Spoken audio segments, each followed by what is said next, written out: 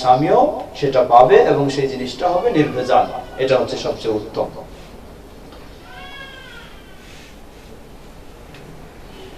স্বামী মারা যাওয়ার পর তার জন্য সদকা জারিয়া হিসেবে কি কি করতে হবে? সদকা জারিয়া হিসেবে আপনি করতে পারেন, বিশেষ করে যদি কোথাও কবর মাজারের মসজিদ নয়, ভালো মসজিদ হয়ে থাকে, তাহলে সেই মসজিদে আপনার স্বামীর পক্ষ থেকে আপনি অংশগ্রহণ করলে যে সমস্ত কাঙ্গালি ভোজের আয়োজন করা হয়, খাওয়া দাওয়া বিভিন্ন অনুষ্ঠানের, এগুলি করা কখনো শরীয়ত সম্মত নয়। বরং যেই টাকাগুলি আপনি এখানে খরচ করবেন সেই টাকাগুলি স্বামীর পক্ষ থেকে কোনো মসজিদে যদি দান করা হয়, ভালো মসজিদে, আর এই মসজিদে যদি 100 বছরও ইবাদত হয়, তাহলে 100 বছর ধরে আপনার স্বামী এর সওয়াব পেতে থাকবেন ইনশাআল্লাহ। এবং আপনি এটা তো অর্থ দিয়েছেন, এজন্য আপনিও পেয়ে থাকবেন। তাই সেভাবেই অনুরূপভাবে বিভিন্ন ভালো কাজ, যেগুলি দাওয়াতি কাজ বা আরো শরীয়ত সম্মত কাজ, সেগুলি আপনি স্বামীর পক্ষ থেকে সদকামূলক যেগুলি, সেগুলি করতে পারেন। আসসালামু আলাইকুম। রিলেটেড একটা কোশ্চেন আর কি। জি, আমি একটা মসজিদের জন্য 1 লক্ষ টাকা দান করলাম। জি, মসজিদটা 100 বছর পরে ভেঙে ফেলা হলো, তো তখন কি আমাদের এই দানটা ওই 100 বছরের পরে পাবো না? সদকা জারিয়া হিসেবে কি আমাদের কিয়ামত পর্যন্ত আশা করি? সদকা জারিয়া শব্দটার অর্থ কি? সদকা জারিয়া শব্দটার অর্থ হলো আরবি শব্দ, যার অর্থ হচ্ছে চলমান সদকা, চলমান দান। যেই দানটা আপনি আজকে করলেন, কিন্তু সেটা চলতেই আছে এর ক্রিয়া, তো এর ক্রিয়া যতদিন চলতে থাকবে ততদিন এর সওয়াব আপনি পেতে থাকবেন। এটাই হচ্ছে সদকা জারিয়া। প্রশ্ন করেছেন, একজন পুরুষ কিংবা নারী যদি তালাক শব্দটা মুখে দিয়ে 1 বার কিংবা 3 বার মুখে উচ্চারণ, তাহলে কি তালাক হয়ে যাবে?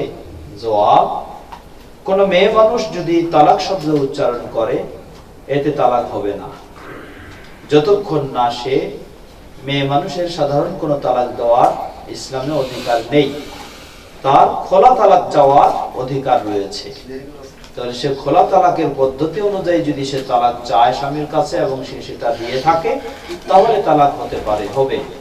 আর এছাড়া সরাসরি কোনো মেয়ে মানুষ তালাকের কথা বললেই তালাক হবে না। কিন্তু কোনো পুরুষ যদি তার স্ত্রীকে তালাক বলে থাকে তালাক দেওয়ার নিয়তে, তাহলে অবশ্যই তালাক হবে, সেটা যে অবস্থায় থাকুক না কেন। প্রশ্ন করেছেন বারা ইবনে আযাব, আযাব তো না আজিব হবে, রাদিয়াল্লাহু তাআলা আনহু থেকে রাসূল সাল্লাল্লাহু আলাইহি ওয়াসাল্লাম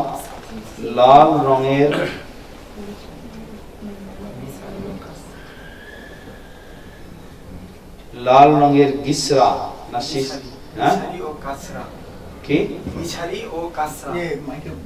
গিসারি ও কাসাসি, কাসি পড়তে নিষেধ করেন। বুখারী সহজ ভাষা বাংলা ভাষায় বলুন তাহলে ভালো হবে। আসসালামু আলাইকুম। সালাম আলাইকুম। সহিহ বুখারীতে 5420 নম্বর হাদিসে যে আমরা পাচ্ছি এখানে যে রাসূল সাল্লাল্লাহু আলাইহি ওয়াসাল্লাম লাল রঙের মিসরা, কাসসা এই কাপড়গুলো পরতে নিষেধ করেছেন। তো রিয়াজুস সালিহিনের মধ্যে আবার একাধিক হাদিস পাওয়া যাচ্ছে যে রাসূল সাল্লাল্লাহু আলাইহি ওয়াসাল্লাম লাল রঙের পোশাক পরেছেন। তো আমরা কি লাল রঙের পোশাকে পরতে পারি বা এটার বিধানটা কি? লাল রঙের পোশাক যেটি একেবারে 100% লাল, এই লাল রঙের পোশাকটা 2 ধরনের হতে পারে। একটা হলো পোশাকটা লাল রঙের, কিন্তু তার মাঝে কালো বা ভিন্ন কালারের ডোরা ডোরা বা প্রিন্ট রয়েছে, তাহলে এটি পূর্ণ লালের অন্তর্ভুক্ত হবে না। যেটা একেবারে 100% লাল, সেখানে অন্য কোনো রং মিশ্রিত নেই, এমন রং এর কাপড় পরা নিষিদ্ধ। আর যেটা লাল কিন্তু তার সাথে হয়তো ব্ল্যাক কিছু মিক্সচার করা আছে বা আরো কোনো প্রিন্ট করা আছে বা ইত্যাদি রয়েছে, সেটি পরা যাবে। আল্লাহ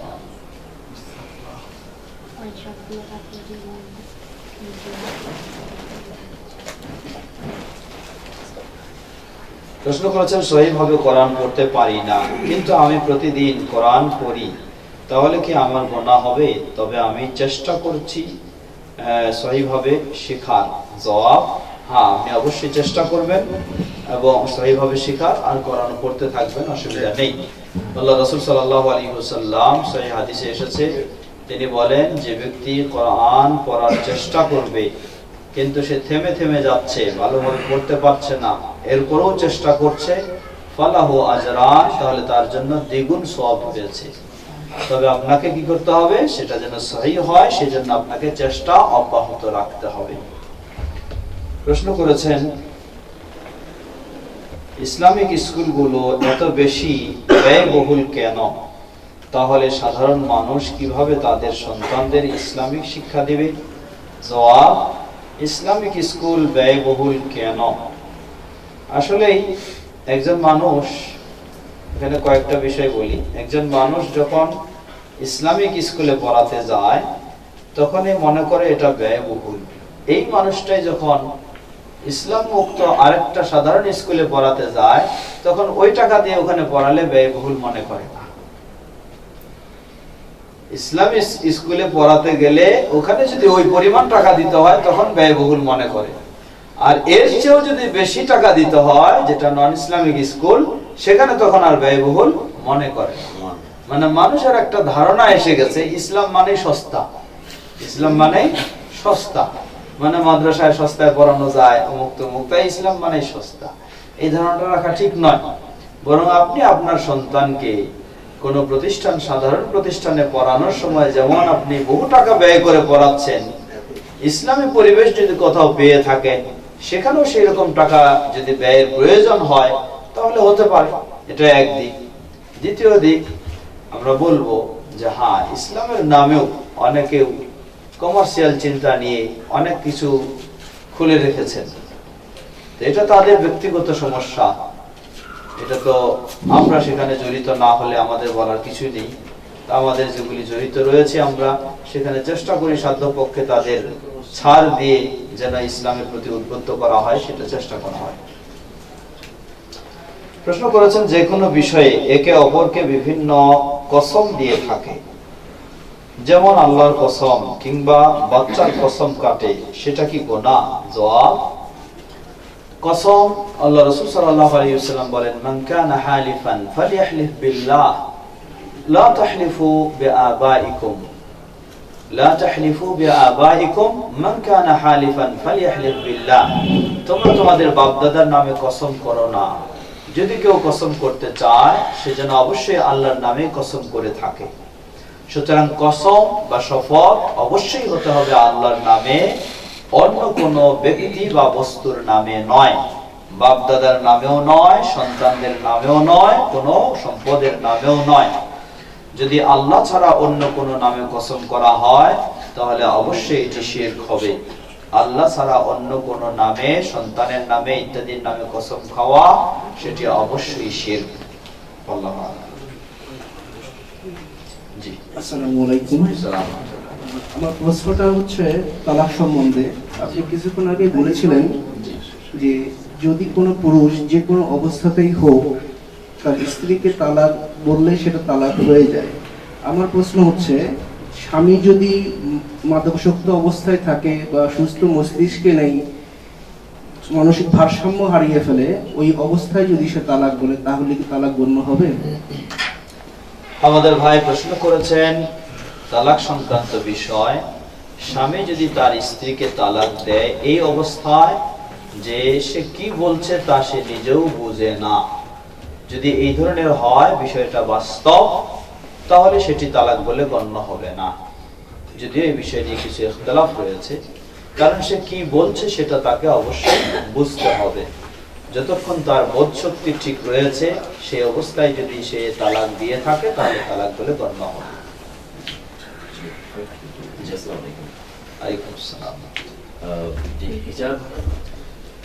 হিজাবের যে ব্যাপারটা এখন আমরা দেখি মুখের সামনে নিয়ে নি যে হিজাব শুধুমাত্র মাথায় যে ওড়নাটা দেওয়া হয় এটার নামে হিজাব, এবং হিজাব ওটা করা হয় লিপস্টিক দেওয়া হচ্ছে, সবকিছু করা হচ্ছে, এটা কতটুকু জায়েজ ইসলামের দৃষ্টিতে?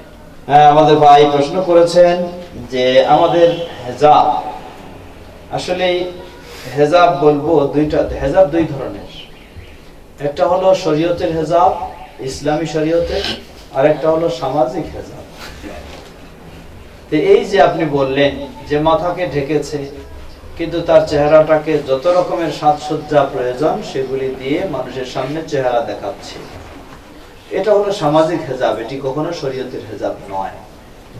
শরীয়তের হেজাব অবশ্যই, যদিও চেহারা খোলা থাকবে না ঢাকা থাকবে এ নিয়ে কিছু মতামত রয়েছে, যারা খোলা থাকারও কথা বলেন কিন্তু তাদের কাছেও এই ধরনের চেহারাটাকে সৌন্দর্যে চাকচিক্য করে মানুষের সামনে ঘুরবে, তবু এটি তাদের কাছেও বৈধ নয়। আর আমরা বলবো যে চেহারাটা মানুষ, একজন মেয়ে সামনে তার আসলে তার পিছন দিক থেকে মাথার দিকে তাকায় না, তাকায় তার চেহারার দিকে। এই জন্য চেহারাটা ঢেকে রাখাটাই হচ্ছে ইসলামের সঠিক হেজাব নির্ভর, এবং এটাই হলো নিরাপদ ও হেজাবের লক্ষ্য উদ্দেশ্য সফল হয়।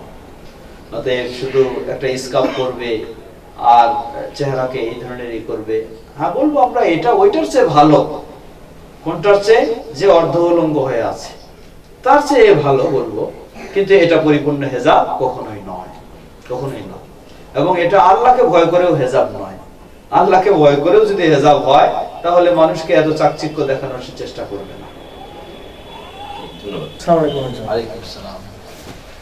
আমরা বর্তমানে দেখতে পাই রেডিও টেলিভিশনে আমাদের মতো কিছু পুরুষ কিছু নেত্রী বা মহিলাদের পায়ে ধরে সালাম করে। এই সালাম ইসলাম কি বলে এবং এটা ইসলামের দৃষ্টিতে কেমন হয়? আমাদের ভাই প্রশ্ন করেছেন যে পায়ে সালাম দেওয়ার বিধান কি। সেটি যার পায়ে হোক, নেত্রীর পায়ে হলে যাবে না আর শ্বশুর শাশুড়ির পায়ে হলে যাবে এমনটা কিন্তু নয়। পায়ে যার পায়ে সালাম হোক, সেটি বাবা মা হোক, শ্বশুর শাশুড়ি হোক, কোন নেতা নেত্রী হোক, এটি সম্পূর্ণ হারাম। পায়ে সালাম দেওয়া হচ্ছে হিন্দুদের প্রথা। বাবা মার পায়ে সালাম দেওয়া এটা হলো হিন্দুদের ইবাদত, মুসলমানদের জন্য এটি শিরক। অতএব কাউকে সালাম দেওয়ার জন্য তার পায়ের দিকে নত হবে এমনটি ইসলামী দৃষ্টিকোণ থেকে শিরক বলে গণ্য হবে, এটি কখনো জায়েজ নেই। নতুন বিয়ে হলেও শ্বশুর শাশুড়িকে, যেটা বিভিন্ন অঞ্চলে প্রচলন রয়েছে, এটি সম্পূর্ণ শিরকি এবং হিন্দুদের আচরণ, কোন মুসলমানের জন্য এটি বৈধ নয়।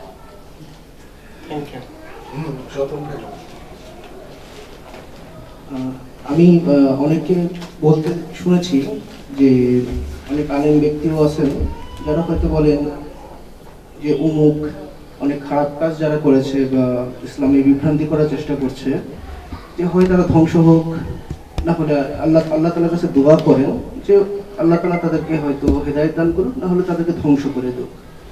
তো আমি কয়েকদিন আগে সূরা আল ইমরান পড়তে যেয়ে 128 নম্বর ভার্সে পেলাম যে আল্লাহ তাআলা সুবহানাহু ওয়া তাআলা বলছেন যে সিদ্ধান্ত তোমার নয়, আমি যাকে ইচ্ছা ক্ষমা করতে পারি এবং যাকে ইচ্ছা তাকে শাস্তি দিতে পারি, বস্তুত তারাই দে আর রং ডুয়ার্স। তো আমার প্রশ্ন হচ্ছে যে এবং ইবনে কাসির আমি ঘাটতে গিয়ে দেখলাম যে এটা নবী করিম সাল্লাল্লাহু আলাইহি সাল্লাম উহুদ যুদ্ধের একটা ঘটনা বর্ণনা করেছেন। তো এখন আমরা যদি হচ্ছে এই অবস্থায় এই ধরনের দোয়া তাদের বিপরীতে করা কি ঠিক হবে? আমাদের ভাই প্রশ্ন করেছেন আল্লাহ সুবহানাহু ওয়া তাআলা নবী সাল্লাল্লাহু আলাইহি ওয়াসাল্লামকে একটা নিষেধ করেছেন।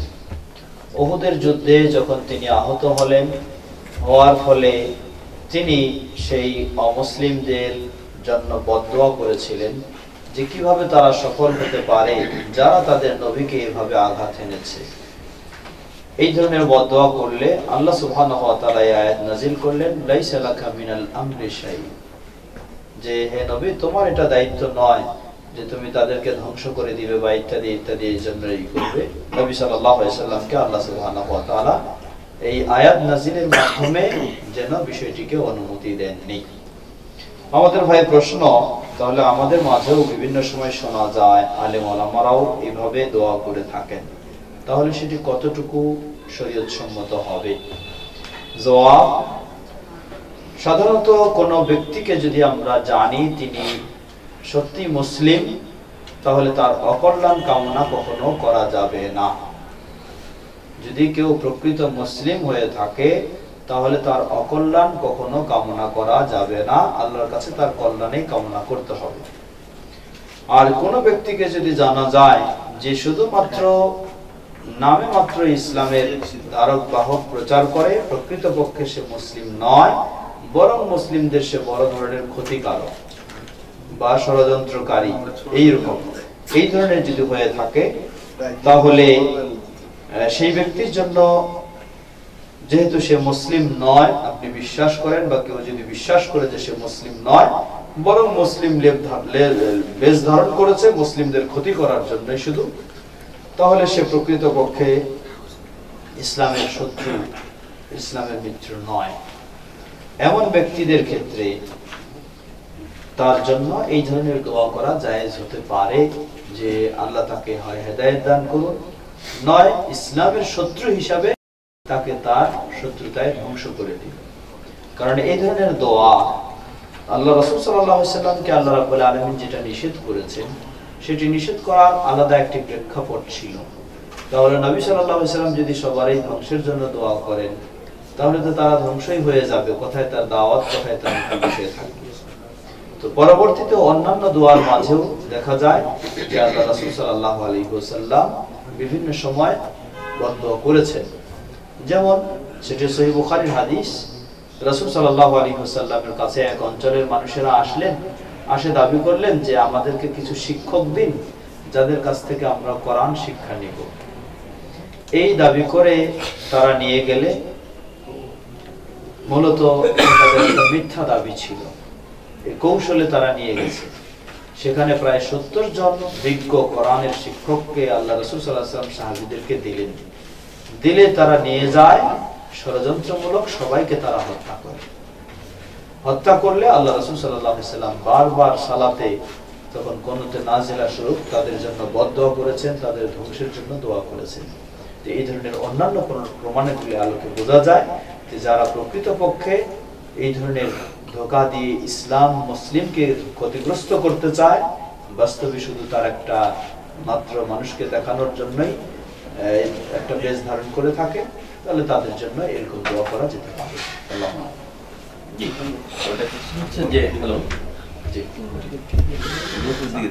বলছে যে মিলাদে ইমাম সাহেব অনেক দোয়া করে থাকেন যে হায়াতুন নবী, জান্নাতুন নবী, জিন্দা নবী এবং রাসূল সাল্লাল্লাহু ওসিলা বানায় যে দোয়া করা, এই ব্যাপারটা একটুখানি জানতে চাচ্ছি। আমাদের ভাই প্রশ্ন করেছেন যে অনেক সময় অনেকজন দোয়ার মাঝে হায়াতুন নবী, জিন্দা নবী, জান্নাতি নবী বলে থাকে এবং রাসূল সাল্লাল্লাহু আলাইহি ওয়াসাল্লামের ওসিলায় দোয়া করে থাকে, এর বিধান কি? জবাব, নবী সাল্লাল্লাহু আলাইহি ওয়াসাল্লাম জান্নাতি নবী, এটা বলাতে কোনো অসুবিধা নেই, তিনি অবশ্যই জান্নাতি নবী। কিন্তু জিন্দা নবী এবং হায়াতুন নবী এগুলি দ্বারা যদি তারা উদ্দেশ্য নেয় যে তিনি পৃথিবী থেকে তার ওয়াফাত হয়নি, ইন্তেকাল হয়নি, মৃত্যুবরণ হয়নি, তিনি এখনো পূর্বের মতোই জীবিত রয়েছেন, তিনি উপস্থিত হন সব জায়গায়, সেখানে তাকে কেন্দ্র করে দাঁড়ানো হয়, অনেক কিছু করা হয়, এই ধরনের যদি আকীদা, তাহলে এটি অবশ্যই একটি বাতিল, কোরআন এবং হাদিস বিরোধী শিরকি আকীদা। এটি নবী সাল্লাল্লাহু আলাইহি ওয়াসাল্লাম, আমরা আগে বলেছি, তিনি অবশ্যই মৃত্যুবরণ করেছেন, যেটা কোরআন প্রমাণ করে। সাহাবায়ে কেরামগণ সকলে এই বিষয়ে একমত। আহলে সুন্নাহ ওয়াল জামাতের সঠিক আকীদাও হলো এটাই যে নবী সাল্লাল্লাহু আলাইহি ওয়াসাল্লাম তিনি পৃথিবীতে এসেছিলেন, নির্দিষ্ট আয়ু পেয়ে সেই আয়ু থেকে তার বিদায় ঘটে গেছে, তিনি এখন রয়েছেন কবরের জীবনে রয়েছেন। নবীরা কবরের জীবনে যেভাবে থাকেন সেভাবে তিনি রয়েছেন, কিন্তু পার্থিব জীবনের মতো তিনি এখনো জীবিত নেই, তিনি পার্থিব জীবন থেকে বিদায় নিয়েছেন। অতএব হায়াতুন নবী দ্বারা যদি তিনি এখনো জীবিত রয়েছেন, মৃত্যুবরণ করেননি, এই বিশ্বাস করা হয়, তাহলে এটি অবশ্যই বাতিল বিশ্বাস, কোরআন এবং সহিহ হাদিস পরিপন্থী, বিরোধী বিশ্বাস। তৃতীয় বিষয় হলো নবী সাল্লাল্লাহু আলাইহি ওয়াসাল্লাম এর ওসিলায় দোয়া করা। সাল্লাল্লাহু আলাইহি ওয়াসাল্লাম এর ওসিলায় দোয়া করা তার মৃত্যুর পরে সেটি জায়েজ হবে না। যদিও এই বিষয়ে কেউ ইখতিলাফ করেছেন, কিন্তু সঠিক হলো রাসূল সাল্লাল্লাহু আলাইহি ওয়াসাল্লাম এর ওসিলায় বা কোনো মৃত ব্যক্তির ওসিলায় দোয়া করা জায়েজ নেই। আপনি দোয়া করবেন আল্লাহ সুবহানাহু ওয়া তাআলার কাছে। প্রথম হলো আল্লাহ সুবহানাহু ওয়া তাআলার সুন্দর নাম ও গুণাবলীর ওসিলায়। দ্বিতীয় হলো আপনার জীবনে যত সৎ আমল, ভালো আমল রয়েছে সেগুলির ওসিলায়। আল্লাহ রাব্বুল আলামিন বলেন, ওয়ালিল্লাহিল আসমাউল হুসনা ফাদউহু বিহা। আল্লাহ সুবহানাহু ওয়া তাআলা রয়েছে সুন্দর সুন্দর নামসমূহ, তোমরা সেই নামগুলির ওসিলায় আল্লাহর কাছে দোয়া করো। আবার আল্লাহ রাব্বুল আলামিন শিক্ষা দিয়েছেন, রব্বানা ইন্নানা আমান্না ফাগফির লানা যুনুবানা। হে আল্লাহ, আমরা ঈমান এনেছি, এই ঈমানের ওসিলায় চাচ্ছি আমাদের গুনাহগুলিকে ক্ষমা করে দিন। সুতরাং আপনার জীবনে যত আমল রয়েছে, আপনি রাসূলের প্রতি ঈমান এনেছেন, রাসূলকে ভালোবাসেন, রাসূলকে অনুসরণ করেন, এটাও আপনার একটা আমল। সেই আমল দিয়েও আপনি কি করেন, আল্লাহর কাছে ওসিলা হিসাবে আপনি দোয়া করতে পারেন। কিন্তু ব্যক্তির ওসিলা হিসাবে রাসূল সাল্লাল্লাহু আলাইহি সাল্লামের মৃত্যুর পরে করা জায়েজ হবে না। রাসূল সাল্লাল্লাহু আলাইহি সাল্লামের কোন সাহাবায়ে কেরামগণ রাসূল সাল্লাল্লাহু আলাইহি সাল্লামের ইন্তেকালের পর তার ব্যক্তিকে ওসিলা হিসাবে গ্রহণ করে কখনো দোয়া করেননি, এটি কোনো প্রমাণিত হয়নি, তাই এটিও ঠিক হবে না। আল্লাহু আকবার। ধন্যবাদ। আমি আরেকটা ছোট্ট করে প্রশ্ন করতে যাচ্ছি যে আল্লাহ তাআলা দান করেছেন হজে যাওয়ার, তো ওখানে দীর্ঘ প্রায় 45 দিন ছিলাম, কিন্তু দেখা যাচ্ছে যে ওখানে কোনো ওয়াক্তে নামাজের পরে ওনারা মোনাজাত করেন নাই। কিন্তু বর্তমানে এখন আমরা যখন নামাজ পড়তে যাচ্ছি বা ইমাম সাহেবদেরকে জিজ্ঞেস করেছি যে এই নামাজে পরে মোনাজাত ওখানে করে না, তাহলে আপনারা কেন করছেন? তো ওনারা বললো যে এটা ভিন্ন মাযহাবের ওনারা, এই জন্য ওনারা মোনাজাত করে না। এই ব্যাপারে আপনার সঠিক উত্তর আশা করছি। আমাদের ভাই প্রশ্ন করেছেন, তিনি মক্কায় দেখে এসেছেন, মক্কা মদিনায় সেখানে 5 ওয়াক্ত সালাত বা জুমার পরেও কেউ সম্মিলিতভাবে মোনাজাত করে না, তাহলে আমাদের দেশে কেন করা হচ্ছে? এই প্রসঙ্গে তিনি জবাব পেয়েছেন। কেউ কেউ বলেছেন যে তারা ভিন্ন মাযহাবের, তাই তাদের মাঝে নেই, আর যারা করেন তারা ভিন্ন মাযহাবের, তাই তাদের মাঝে রয়েছে। জবাব, এটি একটি গজামিল জবাব, এটি কখনো সঠিক জবাব নয়। ইমাম আবু হানিফা রাহিমাহুল্লাহ হানাফি মাযহাবের বলে তারা যারা দাবি করেন যে হানাফি মাযহাবে এটা রয়েছে তাই করে, এটা সম্পূর্ণ দলিলবিহীন কথা, ভিত্তিহীন কথা। ইমাম আবু হানিফা রাহিমাহুল্লাহ তিনি জন্মগ্রহণ করেছেন 80 হিজরিতে, ইন্তেকাল করেছেন 150 হিজরিতে। সেই সময়ে কোথাও যদি তারা ইতিহাস খুলে দেখে, অবশ্যই তারা এই ধরনের পদ্ধতি কখনো ইমাম আবু হানিফা রাহিমাহুল্লাহর জীবনেও প্রমাণ করতে পারবে না। সুতরাং মক্কা মদিনার মাযহাবের নিয়ম এটা, এই কথাটিও কখনো সঠিক নয়। রাসূল সাল্লাল্লাহু আলাইহি সাল্লাম তার গোটা জীবনে যতদিন তিনি জুমা এবং 5 ওয়াক্ত সালাত আদায় করেছেন, কোনদিন তিনি নিজে সালাম ফেরানোর পরে সকলকে নিয়ে সম্মিলিতভাবে এই ধরনের মোনাজাত করেছেন বলে এর সামান্যতম সহিহদের কথা কোনো দুর্বল প্রমাণও কেউ দেখাতে পারবে না। আমাদের সমাজে এটা এইভাবেই সমাজে চলে আসছে, এখন মনে করে যে এটাই হলো কি নিয়ম। আমাদের সমাজে, আমাদের দেশে আমি কয়েক জায়গা বলবো আপনাকে, যেমন বাংলাদেশের মাঝে একটি বড় মাদ্রাসা হচ্ছে হাটহাজারী মাদ্রাসা। সেই হাটহাজারীতে যারা গেছেন দেখবেন যে সেখানে 5 ওয়াক্ত সালাতের পরে প্রচলিত মোনাজাত সেখানে নেই। তাহলে তারা কি ভিন্ন মাযহাবের? তারা কি মক্কা মদিনার মাযহাবের? কাকরাইলে আপনারা গিয়ে দেখবেন 5 ওয়াক্ত সালাতের পরে মোনাজাত হয় না, তারা কোন মাযহাবের? এই ধরনের আরো বহু মসজিদ পাবেন, কাটাবনের মসজিদ পাবেন, সেখানে 5 ওয়াক্ত সালাতের পরে হয় না। পুরান ঢাকায় দেখবেন অনেক মসজিদ পাবেন 5 ওয়াক্ত সালাতের পরে হয় না। এই ধরনের বহু মসজিদ পাবেন বাংলাদেশেও, এগুলি কোন মাযহাবের? অতএব এই কথা ঠিক নয়, বরং সঠিক কথা হলো এটা আমাদের সামাজিকতা তৈরি হয়ে গেছে এটাই।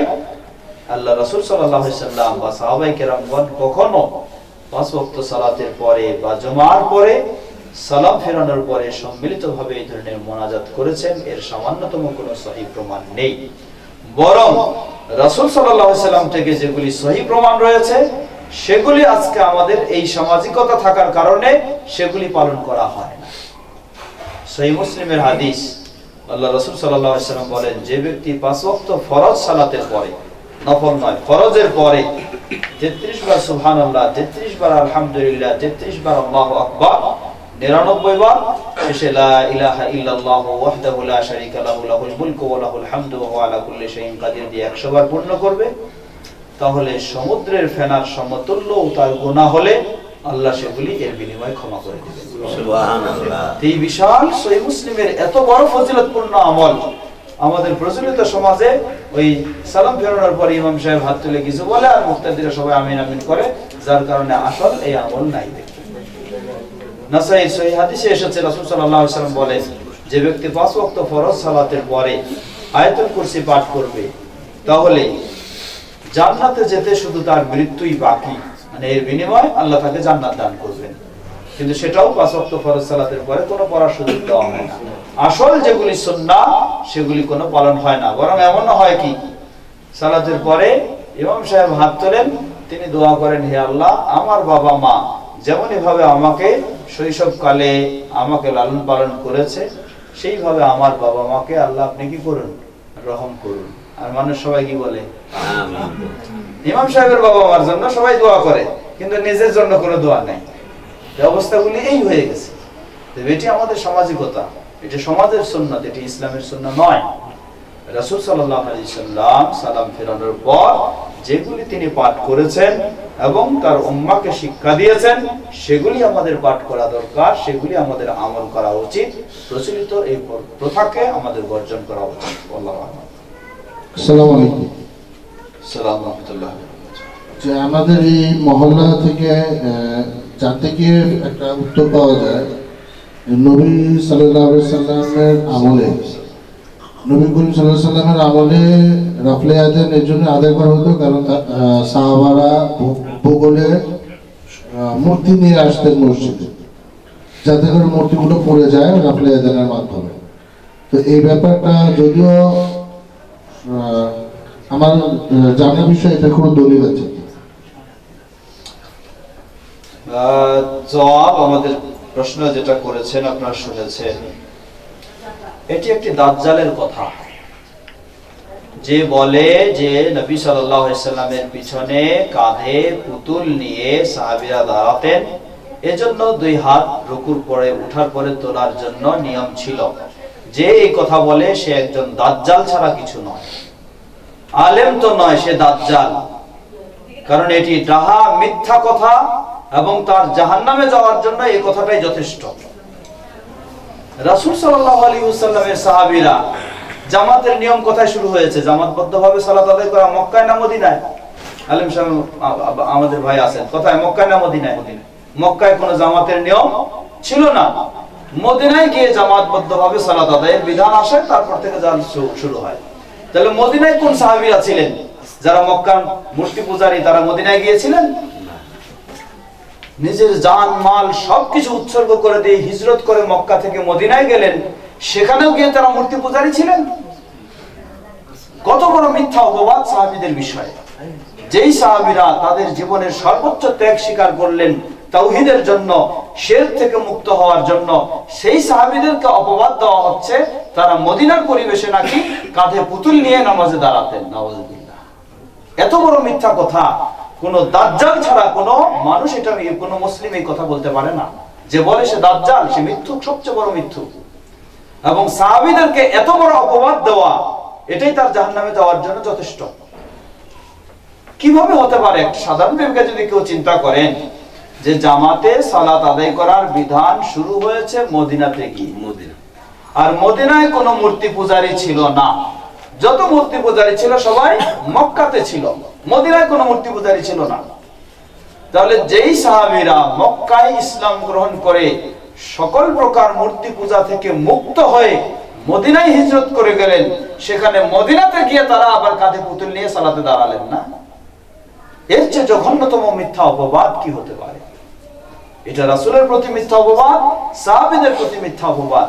রাসূল সাল্লাল্লাহু আলাইহি ওয়াসাল্লাম বলেন, মান কাযাবা আলাইয়া মুতাআম্মিদান ফালিয়াতাবাওয়া মাকআদাহু মিনান নার। যে ব্যক্তি রাসূলের বিষয়ে ইচ্ছা করে জেনে শুনে মিথ্যা কিছু বলবে, সে যেন তার স্থান জাহান্নামে নির্ধারিত করে নেয়।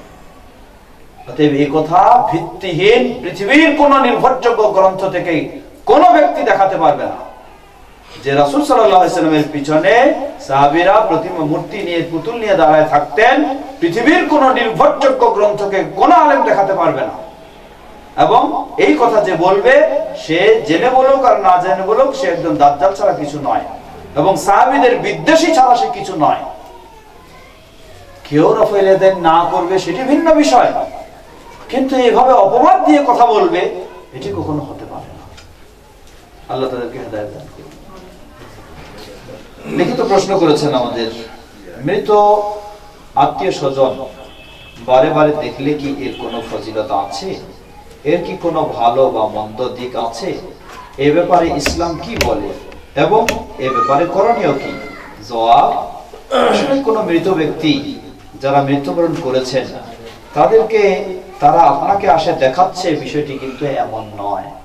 তারা তাদের হিসাব নিকাশ নিয়েই, তাদের কবর নিয়েই তারা ব্যস্ত। আপনাকে আসে তারা দেখাবে, এই ক্ষমতাটুকু তাদের কখনো নেই। এগুলি বেশিরভাগ হয়ে থাকে কি, যিনি যে ব্যক্তিকে নিয়ে বেশি চিন্তা করেন, যে জাগ্রত থাকা অবস্থায় ঘুমের মাঝে তার মাঝে এই সমস্ত সিনগুলি, তার বিষয়গুলি চলে আসে। এগুলি হতে পারে এই দুশ্চিন্তা, মনের চিন্তার স্বপ্ন, হতে পারে ইবলিস কিছু ভয় দেখাবে, এর মাধ্যমে কিছু অন্য কাজে জড়িয়ে দিবে, এই মাধ্যমে শয়তানি স্বপ্ন হতে পারে। তো এই জন্য আমরা বলবো যে যদি কাউকে আপনি এই ধরনের দেখে থাকেন, নিজের আত্মীয় স্বজন, আপনি তার জন্য দোয়া করতে থাকবেন সবসময়, আল্লাহ যেন তাকে সেই সমস্ত শাস্তি বা কঠিন পরিস্থিতি থেকে আল্লাহ পরিত্রাণ দেয়, এটা দোয়া করবেন। কিন্তু এটা আপনার কোনো ফজিলতের বিষয় নয়, বরং ওই ব্যক্তিদের নিয়ে বেশি দুশ্চিন্তা করাও আপনার উচিত নয়। আল্লাহ নিজের বাবা মার মতো সম্মান না দেয়, হিংসা করে কিংবা বিরক্ত ভাব পোষণ করে, তাহলে গুনাহ যদি হয়, একজন মেয়ে বিয়ের পরে শ্বশুর বাড়িতে অবস্থান করে। আমার প্রশ্ন হলো, মেয়েটি কি বিয়ের পর তার শ্বশুর কিংবা শাশুড়িকে নিজের বাবা মার মতো সম্মান না দেয়, হিংসা করে কিংবা বিরক্ত ভাব পোষণ করে, তাহলে গুনাহ যদি হয় সেটি কেমন গুনাহ হবে? জবাব, সেটি জাহান্নামে যাওয়ার গুনাহ হবে। কারণ আল্লাহ সুবহানাহু ওয়া তাআলা এর বিধান অনুযায়ী রাসূল সাল্লাল্লাহু আলাইহি সাল্লামকে জিজ্ঞাসা করা হলো, মা হাক্কুল ওয়ালিদাইনি আলা ওয়ালাদিহিমা, বাবা মার সন্তানের কাছে কি অধিকার রয়েছে? রাসূল সাল্লাল্লাহু আলাইহি সাল্লাম বললেন, হুমা জান্নাতুকা আও নারুকা, বাবা মা হলো তোমার জাহান্নামে যাওয়ার মাধ্যম অথবা জান্নাতে যাওয়ার মাধ্যম। বাবা মার সাথে যদি ভালো আচরণ করো, তাহলে এই আচরণের বিনিময়ে আল্লাহ তোমাকে জান্নাত দেবেন, আর বাবা মার সাথে যদি দুর্ব্যবহার করো, এই আচরণের কারণে তোমাকে জাহান্নামে যেতে হবে। এটা কার জন্য? সন্তানের জন্য, ছেলের জন্য, মেয়ের জন্য। এখন বহু সন্তান, বহু ছেলে, সে তার বাবা মার জন্য সব সময় চেষ্টা করে তাদের সাথে ভালো আচরণ করার। কতদিন এটা? যতদিন সে বিয়ে করেনি। যখন সে বিয়ে করলো, বিয়ে করার পর তার বউকে খুশি করার জন্য বাবা মাকে প্রয়োজনে তাদের প্রতি অসৎ ব্যবহার শুধু নয়, বাবা মাকে প্রয়োজনে বউকে ঠিক রাখার জন্য ঘর থেকেও বের করে দেওয়া হয়। আমাদের সমাজে বহু দৃষ্টান্ত আছে। তাহলে কোন মেয়ের কারণে যদি তার স্বামী তার বাবা মাকে এই ধরনের তাদের সাথে আচরণ করে, যার ফলে তার স্বামীকে জাহান্নামে যাওয়ার কাজ করতে হয়েছে, আর এই মেয়ের কারণে যদি তার স্বামীকে এই কাজ করতে হয়, তাহলে সেই মেয়ে সহ তাকে জাহান্নামে যেতে হবে। সুতরাং বিয়ের পরে কোনো মেয়ের দুর্ব্যবহারের কারণে যদি তার স্বামী তার বাবা মার সাথে সেই ধরনের আচরণের শিকার হয়ে থাকে, এটি তার স্ত্রীর কারণে যদি হয়ে থাকে, তাহলে সেই স্ত্রীকেও সেই সমান অপরাধী হতে হবে। এখন প্রশ্ন আসতে পারে, একজন মেয়ে, তাকে তার বাবা মার যে ধরনের সেবা দেখাশোনা করা তার জন্য অপরিহার্য, ঠিক তেমনি ভাবে তার স্বামীর বাবা মাকে সেই ধরনের সেবা করা দেখাশোনা কি তার জন্য অপরিহার্য? জবাব না। নিজের বাবা মাকে যে ধরনের তার দেখাশোনা সেবা করাটা অপরিহার্য, স্বামীর বাবা মা সেই রকমই করতে হবে, ইসলাম এমনটা তার উপরে চাপায় দেয়নি। কিন্তু যদি সে স্বামীর বাবা মার সাথে ভালো আচরণ করে, তাহলে স্বামী যেই প্রতিদান পাবে সেই প্রতিদানটা সেও পাবে ইনশাআল্লাহ। আর তার দুর্ব্যবহারের কারণে স্বামী যদি বাবা মার প্রতি দুর্ব্যবহার করে থাকে, তাহলে স্বামী যেই শাস্তি পাবে তাকেও সেই শাস্তি পেতে হবে। অতএব মেয়েদের জন্য সেটি ফরজ না হলেও তাকে কমপক্ষে চেষ্টা করতে হবে, তার কারণে যেন সেই সন্তানের বাবা মার সাথে দূরত্ব সৃষ্টি না হয়ে যায়, এটা তাকে মনে রাখতে হবে। এই ক্ষেত্রে বলবো, যেহেতু আমাদের বোনেরাও অনেক রয়েছে, এখানে অনেকগুলি কাজ করে, যে কাজগুলি খুবই খারাপ কাজ। তা হলো অনেক মেয়ের সংসার নষ্ট হয় তার মায়ের কারণে, অনেক মেয়ের সংসার নষ্ট হয় তার মায়ের কারণে। তা বলবেন কিভাবে? মেয়ের কোনদিন মা কি তার মেয়ের সংসার নষ্ট করতে চায় নাকি? চায় না। কিন্তু যখন নষ্ট করবে না বলে সীমা লঙ্ঘন করবে, তখনই নষ্ট হয়। কারণ মেয়েকে দিয়ে দিয়েছেন আপনি আরেক বাড়িতে, মেয়েকে সেই বাড়ির মানুষদের সাথে যেভাবে চলতে হয়, যেভাবে বলতে ইসলাম বিরোধী কাজে নয়, তাদের সাথে মিলেমিশে যেভাবে চলতে হয় সেভাবে তাকে চলার মতো সুযোগ দিতে হবে। কিন্তু তা না করে মা কি করে, তার বাড়ি থেকে বসে রিমোট এখান থেকে টিপে, তুমি তোমার শাশুড়ির সাথে কখনো দুর্বল হয়ে থাকবে না, প্রয়োজনে ঝগড়া করবা, প্রয়োজনে মারামারি করবা, তোমার ওই ননদের সাথে, তোমার এই দেবরের সাথে এই সব, কাউকে কোনো পাত্তা দিবা না। এই বাড়ি থেকে দেখবেন যে মা তার মেয়েকে গাইড দিচ্ছে, যার ফলে কি হয়, মেয়ে তখন কি মায়ের পরামর্শে সবসময় সেরকম করতে যায়। এইভাবে দেখা যায় যে মেয়ের সংসারটাই শেষটায় কি হয়, তখন তার নষ্ট হয়ে থাকে।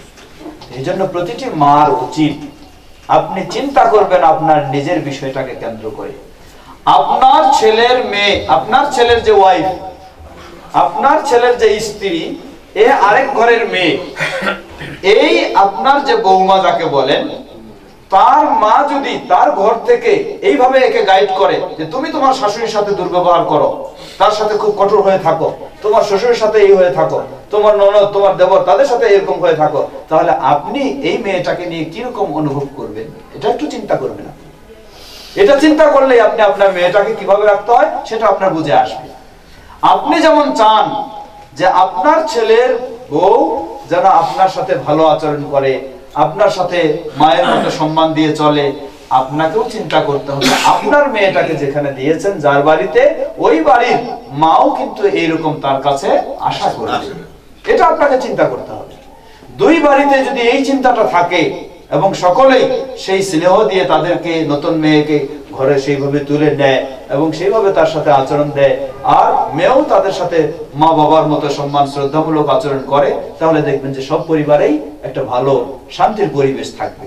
কিন্তু তা না হয়, নিজেরটাকে কি করতে চায়, নিজের মেয়ে যেন তার শ্বশুর বাড়িতে থাকে রানীর মতো, আর অন্যের মেয়ে যেন তার বাড়িতে থাকে চাকরানির মতো, এইরকম একটা ভাব মেয়েদের মাঝে রয়েছে।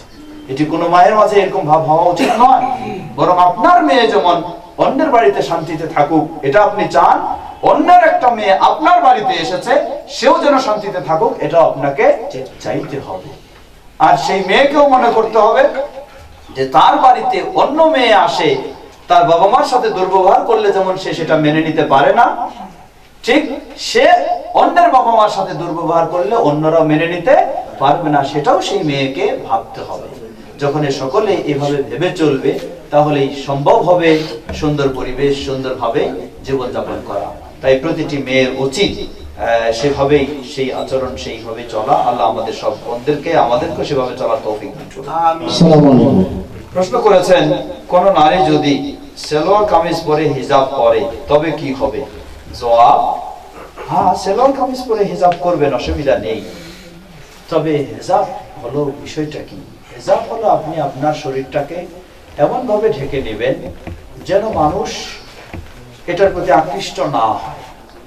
শুধু যদি আপনার রং চঙের একেবারে উন্নত ডিজাইনের সালোয়ার কামিজ হয়, তাহলে এটার দিকে তো মানুষ আরো বেশি আকৃষ্ট হবে। অতএব শুধু সালোয়ার কামিজ দিয়েও যদি আপনি শরীরটাকে সুন্দরভাবে ঢেকে নিতে পারেন, এটা ওই ব্যক্তির চেয়ে ভালো যে ব্যক্তি এই অর্ধ ব্লাউজ পরে নিজের শরীরটাকে সেই পিঠকে বের করে দিয়েছে। এটা একেবারে হারাম, কোনো মুসলিমের জন্য সেটা বৈধ নয়। তার চেয়ে এটা ভালো বলবো আমরা, কিন্তু এর চেয়ে ভালো হলো যখন আপনি মানুষের দৃষ্টি আকর্ষণ আপনার আকৃষ্ট হবে না এমন ভাবে আপনার বেশভূষণটা হবে, সেটা হলো উত্তম। এখন আবার ফ্যাশনের হেজাব, এখন বের হচ্ছে কি ফ্যাশনের হেজাব। ফ্যাশনের হেজাব বোরকাও কেউ পরে, কিন্তু বোরকা এত টাইট ফিট মনে হয় তার শরীরের প্রতিটি অঙ্গ বোঝা যাচ্ছে যে কোথায় কি না কি। এই ধরনের টাইট ফিট বোরকা পরে আপনি কি পর্দা দেখাচ্ছেন? মানুষকে আরো বেশি আপনার দিকে কি করতেছেন? আকৃষ্ট করতেছেন। এটা আপনার জন্য হারাম, এটা কোনো পর্দা নয়, এটা আরেকটা ফিতনা। তো সুতরাং এই ফ্যাশনের হেজাব নয়, হেজাব হতে হবে ইসলামের হেজাব, যেটার মাধ্যমে সত্যি আপনি নিজেও মার্জিত ভাবে আপনিও সংযম হবেন, অন্য আপনার মাধ্যমে সংযম হওয়ার সুযোগ পাবে, সেই হেজাবে হওয়া উচিত। মহিলা যদি ইমামতি করে তবে কি সে পুরুষদের মতো জোরে সূরা পড়তে পারবে? জবাব, যদি শুধু মহিলা অঙ্গনে হয়ে থাকে তাহলে হালকা আওয়াজে পড়লে অসুবিধা নেই, আর যদি তার আওয়াজ বাইরে যাওয়ার আশঙ্কা থাকে তাহলে পড়তে পারবে না। আল্লাহু আ'লাম। জি আমার একটু প্রশ্ন ছিল একটু ভিন্ন। আমরা যারা পুরুষ আছি মুসলমানের মধ্যে, তারা আমাদের হযরত মুহাম্মদ সাল্লাল্লাহু আলাইহি ওয়াসাল্লামকে ফলো করছে। জি। তো নারীরা সেক্ষেত্রে কিভাবে ফলো করবে? কাকে ফলো করবে? হযরত মুহাম্মদ সাল্লাল্লাহু আলাইহি ওয়াসাল্লামকে। সুন্দর প্রশ্ন করেছিলাম। শুধু পুরুষদের নবী, নারীদের নবী নয় এমন কিন্তু কথাটা নয়। মুহাম্মদ সাল্লাল্লাহু আলাইহি ওয়াসাল্লাম পুরুষদেরও নবী, নারীদের জন্য নবী। অতএব নারী, পুরুষ, বৃদ্ধ, যুবক, শিশু সকলেই মুহাম্মদ সাল্লাল্লাহু আলাইহি ওয়াসাল্লামকে ফলো করবে। এখন মুহাম্মদ সাল্লাল্লাহু আলাইহি ওয়াসাল্লামকে ফলো করবে বলতে, মুহাম্মদ সাল্লাল্লাহু আলাইহি ওয়াসাল্লাম একজন পুরুষ বটে, তিনি তার আচার আচরণগুলি পুরুষের এই আচার আচরণ হবে, মেয়েদের আচার আচরণ নয়। কিন্তু একজন মেয়েকে কি আচার আচরণ করতে হবে মুহাম্মদ সাল্লাল্লাহু আলাইহি ওয়াসাল্লাম সবকিছু বলে দিয়েছেন। তাহলে তাকে ফলো করা মানে একজন পুরুষ হিসাবে একজন মেয়ে মানুষ তাকে ফলো করে পুরুষের আচার আচরণ নেবে এটা নয়। তার কাছ থেকে একজন মেয়ে হিসাবে কি আচার আচরণ রয়েছে সেটা তার কাছ থেকে নিয়ে সেভাবে শিখবে, এটা হলো সরাসরি কথা। দ্বিতীয়, তেমনি ভাবে আমরা যেমন পুরুষ সাহাবীরা আছেন তাদেরও ফলো করার চেষ্টা করি, মেয়েরা তেমন মহিলা সাহাবী যারা আছেন তাদেরও তারা ফলো করার চেষ্টা করবে। আর মুহাম্মদ সাল্লাল্লাহু আলাইহি ওয়াসাল্লাম সকলেরই নবী, নারী, পুরুষ, শিক্ষিত, অশিক্ষিত, ধনী, গরিব, ছোট বড় সকলেরই। অতএব তিনি সকলের জন্য নিয়ম দিয়েছেন, সেই নিয়মটাই জেনে শুনে সেটাই করবে। প্রশ্ন করেছেন হানাফি মাযহাবের বড় আলেম শাহ ওয়ালিউল্লাহ রাহিমাহুল্লাহ ও আনোয়ার শাহ কাশ্মীরি রাহিমাহুল্লাহ বই খুললে দেখা যায় তারা রাফউল ইয়াদাইন করতে বলেছেন, কিন্তু এখনকার আলেমদের এই প্রশ্ন করলে বলে রাফউল ইয়াদাইন নেই, কেন বলে? এখন প্রশ্ন করেছেন কেন বলে, এই জবাব তো আমি দিতে পারবো না, যারা বলে তাদেরকে জিজ্ঞাসা করবেন।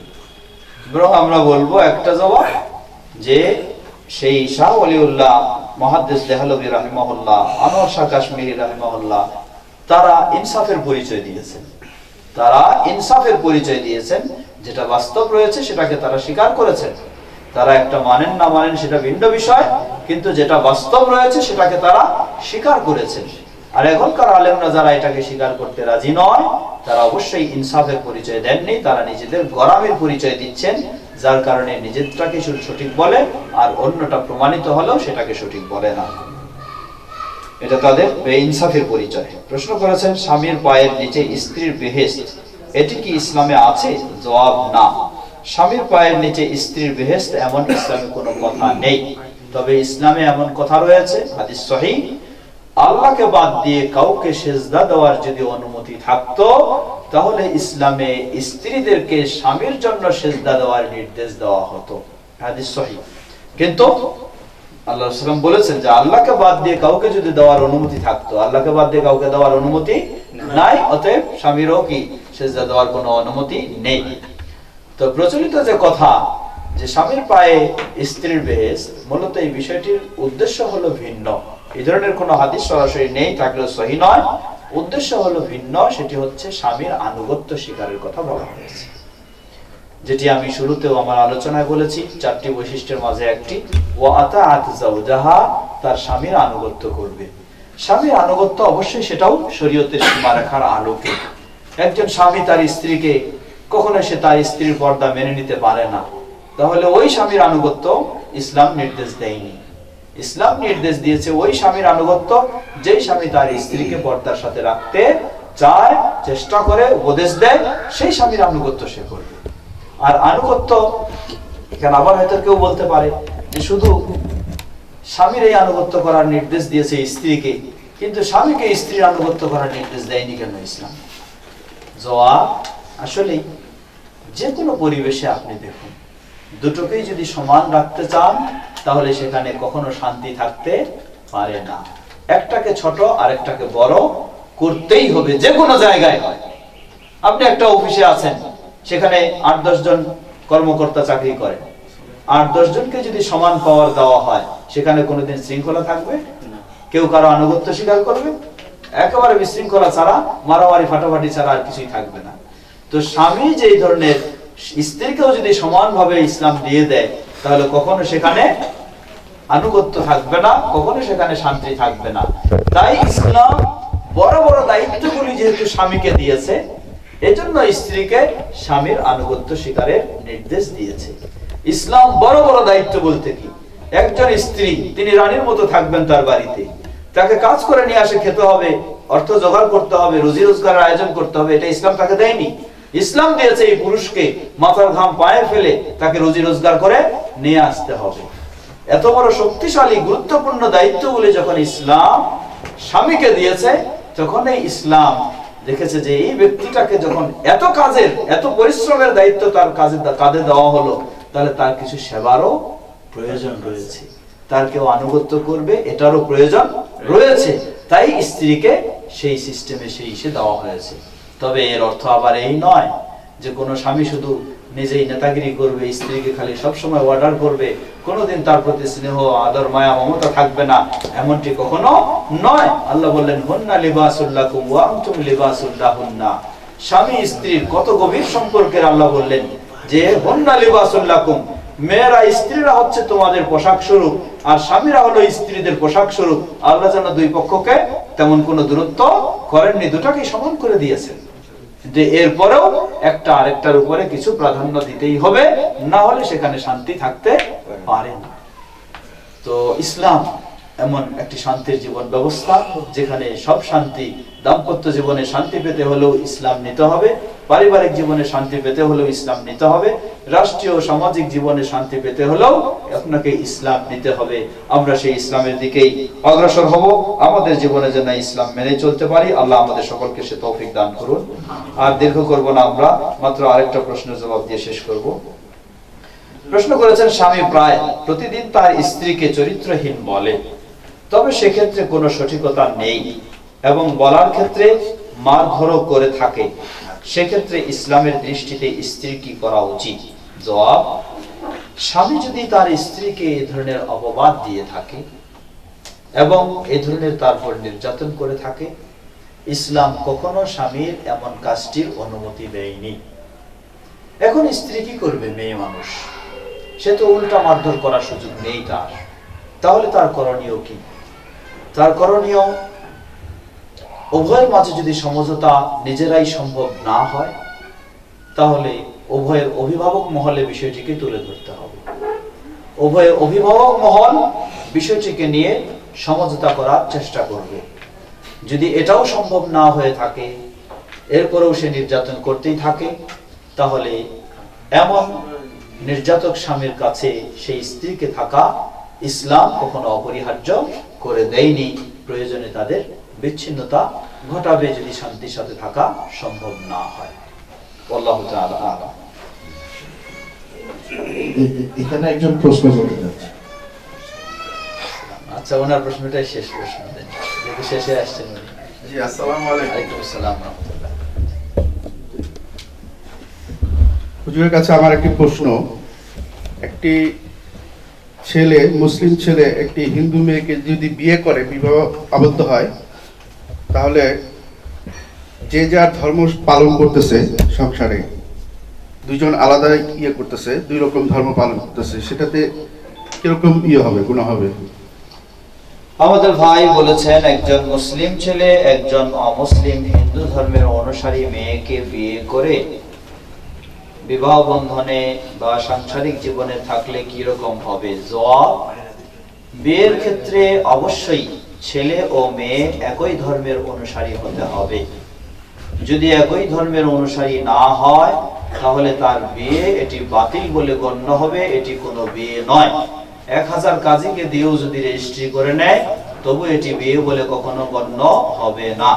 সুতরাং সেই ছেলে সেই হিন্দু মেয়েকে নিয়ে যে সংসার করে সে জেনা, ব্যভিচার ও অবৈধ জীবন যাপন করছে, এটি কখনো কোনো মুসলিমের জন্য কাম্য নয়। হুজুর, আসসালামু আলাইকুম। জি, আমি শেষ করব। আমার প্রশ্ন হচ্ছে যে তাহলে ধর্মটা একজন যদি মুসলিম ছেলে হয় আর মেয়ে যদি হিন্দু হয় তাহলে তাকে মুসলিম ধর্ম পালন করতে হবে? এখন যদি কেউ কোনো জি পালন করতে হবে? একজন মুসলিম ছেলে সে কিভাবে ইসলাম ত্যাগ করে জাহান্নামের পথে যাবে? সেটা তো হতে পারে না। সুতরাং কোন ছেলে যদি সেই ধরনের কোন মেয়েকে বিয়ে করতে চায় তাহলে অবশ্যই সে মেয়েকে বিয়ের আগে ইসলাম গ্রহণের ব্যবস্থা করাতে হবে। সে একজন মুসলিম মেয়ে হবে ইসলাম গ্রহণের মাধ্যমে, তারপর উভয়ের মাঝে বিবাহ বন্ধনে আবদ্ধ। তাহলে তো হুজুর বাচ্চা হলে তো সে মুসলিম, এখন বাচ্চা হলে এরপর দুজনেই মুসলিম হয়ে যদি সংসার করে তখন বাচ্চা যে হবে সে মুসলিম সন্তান হয়। আসসালামু আলাইকুম। আমরা এটাই শেষ প্রশ্ন করছি। এই আজিমপুর কবরস্থানে গেলে তারপরে আমাদের এখানেও দেখা যায় সমাজে যে দরুদে হাজারি, তারপর আরো অসংখ্য অনেক দরুদ আছে, এগুলো কতটুকু শরীয়ত সম্মত? আর তাবলিগ জামাতে যে 3 দিন 40 দিন, হ্যাঁ, এটা কতটুকু শরীয়ত সম্মত? এটা কি হাদিসে বা কোরআনে কোনো এটার দলিল আছে? সংক্ষিপ্ত প্রশ্নের জবাব হলো দরুদ একটি অত্যন্ত গুরুত্বপূর্ণ ফজিলতপূর্ণ বিষয়। তবে এই জন্য মনে রাখতে হবে রাসূল সাল্লাল্লাহু আলাইহি সাল্লাম থেকে যে সমস্ত দরুদ প্রমাণিত সেগুলি আমাদেরকে পাঠ করতে হবে, তাহলে আমরা দরুদের সেই ফজিলত মর্যাদা লাভ করব। হাজারি বা লাখি যে সমস্ত দরুদ রয়েছে এগুলি সবই মন গড়া দরুদ, কোনটি রাসূল সাল্লাল্লাহু আলাইহি সাল্লাম বা সাহাবীদের থেকে প্রমাণিত নয়। নির্ভরযোগ্য সবচেয়ে গুরুত্বপূর্ণ দরুদ যেটা আমরা সালাতে পাঠ করে থাকি সেটাকে দরুদে ইব্রাহিম বলা হয়। এটি হলো সবচেয়ে উত্তম এবং নির্ভরযোগ্য রাসূল সাল্লামের শিক্ষা দেওয়া দরুদ। এছাড়া হাজারি বা লাকি ইত্যাদি যে সমস্ত দরুদ মকসুদুল মুমিন বা ইত্যাদি বিভিন্ন কিতাবে পাওয়া যায় এগুলি সব মন গড়া বানাওয়াটি। এগুলি দরুদ তো বটে, সব তো দূরের কথা, বরং এগুলিতে এমন বাড়াবাড়িমূলক শব্দ রয়েছে যেগুলির কারণে সে আরো অপরাধী হবে, গুনাহগার হবে। তাই সেসব দরুদ অবশ্যই বর্জন করবে। দ্বিতীয় প্রশ্ন তাবলীগ জামাত, তারা তাদের দৃষ্টিকোণ থেকে ইসলামের কাজ করে যাচ্ছেন বলে দাবি করে থাকেন, কিন্তু তাদের সবচেয়ে বড় সমস্যা যেটি তাবলীগ জামাত সবচেয়ে বড় সমস্যা হলো তারা তাদের সবকিছু পরিচালনার জন্য কোরআন এবং সহিহ হাদিসকে এখন পর্যন্ত গ্রহণ করতে পারেননি, বরং তারা অধিকাংশ ক্ষেত্রেই তাদের মুরব্বীদের গাইডকেই প্রাধান্য দিয়ে সেই আলোকেই পরিচালিত হয়ে থাকেন। তো এজন্য আমরা বলবো তাদের মাঝে বিশেষ করে তাদের গ্রহণযোগ্য নির্ভরযোগ্য যেটি কিতাব ফাজাইলে আমল, সেই ফাজাইলে আমলে এমন জঘন্যতম কথা রয়েছে যেগুলি মানুষের ঈমানকেও বাতিল করে দিবে। যেমন এটি বাস্তব, আপনারা পড়ে দেখবেন পাবেন। একটু আগে দরুদের কথা হলো, ফাজাইলে আমলের ফাজাইলে দরুদ এই অংশে একজন বুজুর্গের কাহিনী নিয়ে আসা হয়েছে। সেই বুজুর্গ তিনি প্রতি বছর রাসূল সাল্লাল্লাহু আলাইহি সাল্লামের কবর জিয়ারত করতে যেতেন। এক বছর তিনি কবর জিয়ারত করতে যেতে পারেননি। না পারলে সেই সময় যখন পার হয়ে যায় তিনি দেখতেছেন যে রাসূল সাল্লাল্লাহু আলাইহি সাল্লাম স্বপ্নে নয় জাগ্রত অবস্থায় দেখতেছেন যে রাসূল সাল্লাল্লাহু আলাইহি সাল্লাম তার মৃত্যুর পর তার কবর থেকে বের হয়ে ওই ব্যক্তির বাড়িতে তাকে জিয়ারত করতে গেছেন। এটি ফাজাইলে আমলের ফাজাইলে দুরুদে আপনি খুঁজে পাবেন। তো এই ধরনের জঘন্যতম কথা আল্লাহ রাসূল সাল্লাল্লাহু আলাইহি সাল্লাম তার ইন্তেকালের পর তার কবর থেকে বের হয়ে মানুষের বাড়িতে তাকে দেখতে যাবেন, তাহলে মর্যাদাটা কার বেশি? রাসূলের বেশি না ওই বুজুর্গের বেশি? কার বেশি? ওই বুজুর্গের বেশি, যে মৃত্যুর পরে কবর থেকে বের হয়ে তাকে দেখতে গেছেন। তাহলে যে কিতাবে এই ধরনের কথাগুলি এগুলি বিষয়গুলো বলা হয়েছে, তারা এগুলিকে এখনো সংস্কার করছেন না। যতদিন সংস্কার করবেন না ততদিন সেগুলি পড়া, সেগুলিতে বসা কোনো সাধারণ মুসলিমের জন্য কখনো সঠিক হবে না। কারণ তিনি এগুলিতে জড়িয়ে যাবেন, বুঝতেও পারবেন না তুমি কি এসে করছেন। তাদের ভালো কাজ কিছু রয়েছে, সালাতের দিকে ডাকে ইত্যাদি ইত্যাদি সেগুলি, কিন্তু এগুলির কারণে একজন মানুষের ইমানে কি ধরনের যে ইমান বিধ্বংসী বিষয় এসে যায় সেটি কেউ অনুভব করতে পারে না। তাই আমরা বলবো যে এগুলি সংশোধন না হওয়া পর্যন্ত সুযোগ নেই সেখানে যাওয়ার। আল্লাহু তাআলা আ'লাম। আজকে আমরা তাহলে এখানে শেষ করব। এতক্ষণ যাবত যে কথাগুলি আমরা শুনেছি সেগুলি যেন ভালোভাবে উপলব্ধি করে কোরআন ও সহিহ হাদিসের দলিলের আলোকে যেগুলি সেগুলি যেন আমরা মেনে চলতে পারি। আল্লাহ সুবহানাহু ওয়া তাআলা আমাদের সকলকে সে তৌফিক দান করুন। বিশেষ করে উপস্থিত এখানে রয়েছেন অনেক মা বোনেরা, আপনারা অনেক কষ্ট করে নিজেদের বাসাবাড়ির ব্যস্ততা ওভারকাম করে এখানে এসেছেন। কথা বিভিন্ন জনের কাছে বিভিন্ন রকমেরই শুনবেন, এটাই স্বাভাবিক। আপনাকে সবসময় মনে রাখতে হবে যে কথাটি কোরআন ও সহিহ হাদিসের দলিলের আলোকে, সেটিকে এড়িয়ে যাওয়ার কোনো সুযোগ নেই। সেটিকে অবশ্যই মানার, অবশ্যই আপনার জীবনে পালন করার চেষ্টা করতে হবে। আল্লাহ সুবহানাহু ওয়া তাআলা আমাদের সকলকে সেভাবেই মেনে চলার তৌফিক দান করুন। আজকে আমরা যে বাসায় বসে এতক্ষণ ধরে এই আলোচনা শুনলাম, যারা এই সুন্দর আয়োজন করেছেন আল্লাহ রাব্বুল আলামিন কর্তৃপক্ষকে বা আয়োজক কর্তৃপক্ষ বাসার সকলকে আল্লাহ রাব্বুল আলামিন তাদেরকে জাযায়ে খায়র দান করুন। আল্লাহ রাব্বুল আলামিন এই বাসায় যেখানে দ্বীনি আলোচনা হচ্ছে সে বাসায় আল্লাহ বরকত দান করুন, তাদের রুজি রোজগারে আল্লাহ বরকত দান করুন। বিশেষ করে এই বাসার যিনি মালিক ছিলেন বা তিনি আজকে আমাদের মাঝে নেই, আল্লাহ রাব্বুল আলামিন তার ভুল ত্রুটিগুলিকে ক্ষমা করে দিন, তাকে জান্নাতুল ফেরদাউস নসিব করুন এবং তার সকল সমস্যা থেকে তাকে মুক্তি দান করুন। তার পরিবারের সকল সদস্যদেরকে ঈমানের উপর থাকার তৌফিক দান করুন। সকলকে ইসলামের পথে চলার, ইসলামের কাজে অংশগ্রহণ করার তৌফিক দান করুন। আমাদের মাঝে উপস্থিত অনুপস্থিত সকল অসুস্থ যারা, তাদেরকে পরিপূর্ণ সুস্থতা দান করুন এবং আমরাও যেন গোটা জীবন ঈমানের উপর প্রতিষ্ঠিত থেকে ঈমানের সাথে বিদায় আমাদের হয়, আল্লাহ আমাদের জন্য কবুল করে নিন। আমাদের সন্তানদেরকেও যেন ইসলামের আলোকে গড়ে তুলতে পারি, আল্লাহ আমাদেরকে সে তৌফিক দান করুন। আমাদেরও যারা বিদায় নিয়ে চলে গেছেন সেই মুসলিমদের ভুল ত্রুটি ক্ষমা করে তাদেরকেও জান্নাতুল ফেরদাউস নসিব করুন। সুবহানাকা আল্লাহুম্মা ওয়া বিহামদিকা আশহাদু আল্লা ইলাহা ইল্লা আনতা ওয়াস্তাগফিরুকা ওয়া আতুবু ইলাইক। আসসালামু আলাইকুম ওয়া রাহমাতুল্লাহ।